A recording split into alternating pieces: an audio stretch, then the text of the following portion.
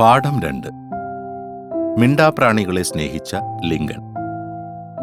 അമേരിക്കയിൽ വർഷങ്ങൾക്ക് മുൻപ് ലിങ്കൺ എന്നു പേരുള്ള ഒരു കൊച്ചുമിടുക്കനുണ്ടായിരുന്നു.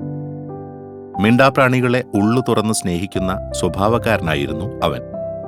ഒരിക്കൽ ഒരു പ്രളയകാലത്ത് തന്റെ വീട്ടിൽ ഒറ്റപ്പെട്ടുപോയ ഒരു നായയെ രക്ഷിക്കാൻ അവൻ തനിയെ വളരെ ദൂരം നീന്തിപ്പോയ ഒരു സംഭവമുണ്ട്. മറ്റൊരിക്കൽ ലിങ്കണും 2 ഉറ്റ ചങ്ങാതിമാരും കൂടി ഒരു ഗ്രാമത്തിലൂടെ സഞ്ചരിക്കുകയായിരുന്നു. കളിയും ചിരിയും തമാശകളുമായി അവർ നടന്ന് വിജനമായ ഒരു സ്ഥലത്തെത്തി. പെട്ടെന്നാണ് എവിടെ നിന്നോ ഒരു ദയനീയമായ ശബ്ദം ഉയർന്നു കേട്ടത്.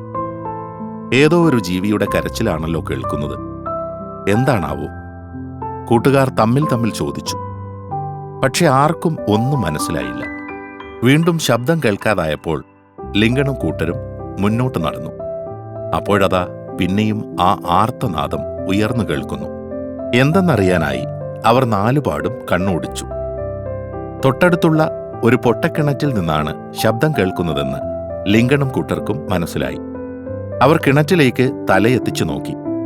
അതാ അതിനുള്ളിൽ കിടന്ന് ഒരു പന്നിക്കുട്ടൻ കൈകാലിട്ടടിക്കുന്നു.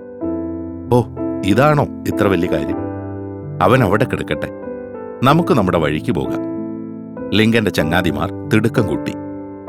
അതുവേണ്ട, നമ്മെപ്പോലൊരു ജീവിയല്ലേ വെള്ളത്തിൽ കിടന്ന് കൈകാലിട്ടടിക്കുന്നത്. പ്രാണൻ പോകും മുമ്പേ ആ മിണ്ടാപ്രാണിയെ നമുക്ക് രക്ഷപ്പെടുത്തിയേ തീരൂ, ലിങ്കൻ നിർബന്ധിച്ചു. കൂട്ടുകാർ നോക്കി നിൽക്കെ ലിങ്കൻ വളരെ പണിപ്പെട്ട് ആ പൊട്ടക്കിണറ്റിലേക്ക് ചാടിയിറങ്ങി. ചേറിലും ചെളിയിലും കുളിച്ചു കിടന്ന പന്നിക്കുട്ടനെ എടുത്തുപൊക്കി ഒരു കണക്കിന് കരയിലെത്തിച്ചു. പുറത്തു കടന്നപ്പോൾ ആ പന്നിക്കുട്ടനുണ്ടായ സന്തോഷത്തിന് അതിരില്ല. എല്ലാവരും നോക്കി നിൽക്കെ അവൻ വാലും കുലുക്കി തന്റെ താവളം തേടി ഒരൊറ്റ ഓട്ടം.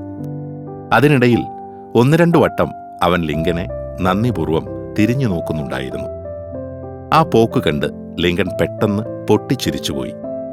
ആപത്തിൽപ്പെട്ട മിണ്ടാപ്രാണിയോട് പോലും അലിവ് കാട്ടാൻ തയ്യാറായ ആ കൊച്ചുപയ്യനാണ് പിൽക്കാലത്ത് അമേരിക്കൻ പ്രസിഡന്റായി വളർന്ന സാക്ഷാൽ അബ്രഹാം ലിങ്കൺ. അമേരിക്കയിലെ പാവപ്പെട്ട ജനങ്ങളെ അടിമത്തത്തിൽ നിന്ന് രക്ഷിച്ചതും ആ മഹാനായിരുന്നു.